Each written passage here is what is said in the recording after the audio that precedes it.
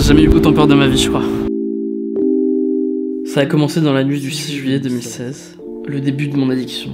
Ce soir-là, j'ai appris par hasard, 2 heures avant, que mon groupe de musique préféré allait faire un concert gratuit sur la place de l'hôtel de ville. J'ai prévenu tous mes amis, mais aucun n'était disponible. Alors j'ai décidé d'y aller tout seul, comme un grand. En arrivant, j'ai croisé plusieurs amis, par chance. Lionel, Amélie et Jean-Max. Et tandis qu'on avançait dans la nuit, notre groupe s'est élargi, à force de coups de fil et de messages Facebook. À la fin du concert, tandis que la foule s'éparpillait, quelqu'un a émis l'idée d'aller sur les toits. C'était quasiment ma première fois. Alors on a déambulé dans la rue et on a essayé d'ouvrir des dizaines de portes trop têtues pour se laisser ouvrir. Et on a monté des escaliers en étant remplis d'espoir, autant de fois qu'on en a redescendu, complètement bredouille et désespéré. On a même essayé de s'incruster dans des soirées d'appartements, sans succès.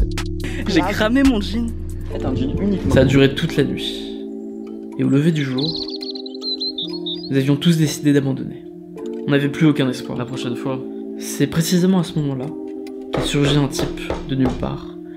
Il a foncé droit sur nous. La tête la première, comme un bélier. Celui-là, il a l'air de savoir où est-ce qu'il va. Hein. Tu rigoles? Bah... Et là, il va par terre. Il court la tête en avant en fait. On le rattrape et on décide de le relever pour qu'il ne s'éclate pas le crâne sur l'asphalte. Il était probablement drogué. Il parlait mais sans utiliser de vrais mots ni de grammaire. Puis il nous a fait signe de le suivre. On a décidé de l'escorter jusqu'à chez lui pour pas qu'il lui arrive de bricole. Une fois arrivé à la porte de son immeuble, il nous a dit de le suivre à nouveau et de monter avec lui.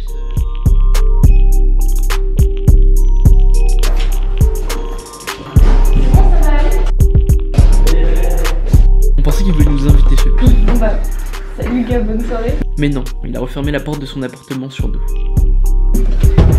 Et il nous a laissé là, au dernier étage d'un bâtiment que l'on ne connaissait pas.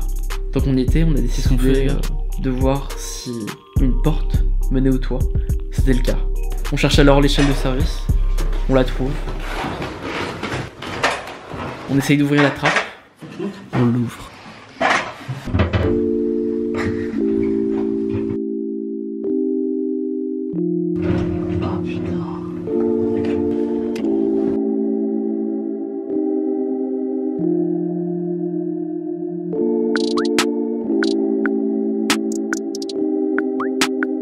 Putain, j'arrive même pas à regarder avec la caméra en bas. Cette aventure de ouf quoi les gars. On a raté combien de trucs? 5, 6.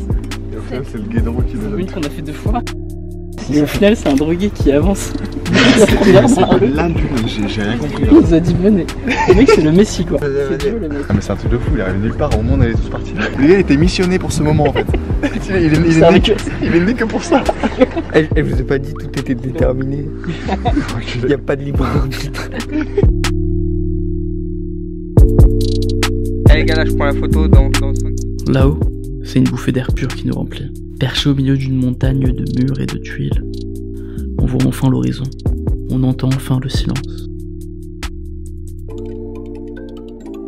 On y a passé le petit matin. C'était la plus belle vue de Paris que j'ai jamais connue. Et tout ça est arrivé parce que nous avions arrêté de chercher.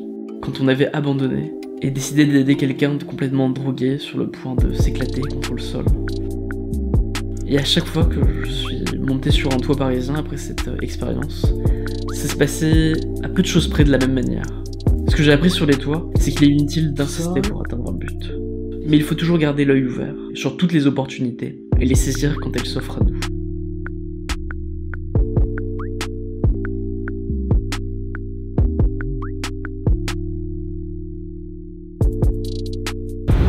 J'ai jamais eu autant peur de ma vie, je crois.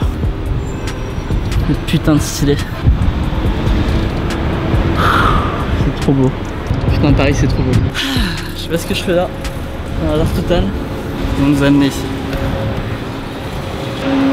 Je suis hyper flippé là. Super peur. Je vais redescendre parce que je stresse quand même.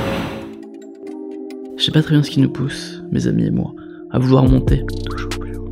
Peut-être le goût du vertige, une addiction à la peur du vide, à moins qu'on ne soit simplement drogué, au plaisir d'ouvrir des portes, de grimper des marches, sans jamais savoir ce que l'on trouvera derrière la trappe.